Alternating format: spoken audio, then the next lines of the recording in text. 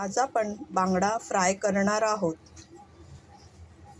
इथे मी आता बांगड्याला मॅरिनेट करणार आहे।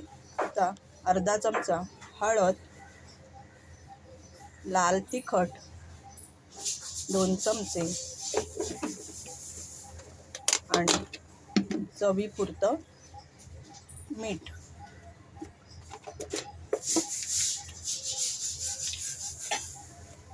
आणि आलं लसणाची पेस्ट टाकणार आहे 1 चमचा।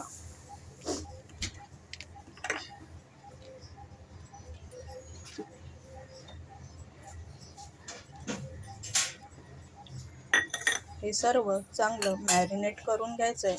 तसेच इथे मी 4-5 कोकम घेतले आहेत। इथे मी आता जे कोकम घेतले आहेत त्याचं पाणी बनवून घेतलं आहे आणि ते आता त्याच्यामध्ये टाकणार आहे।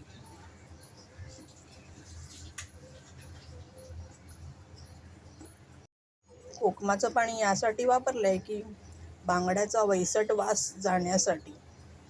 आता हे सर्व मी चांगलं मॅरिनेट करून घेणार आहे।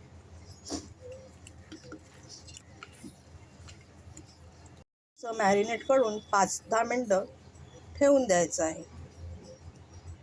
आपण बांगडा फ्राय करून घेऊया। बांगड्याला रवा लावून आपण तो तव्यावरती फ्राय करणार आहोत।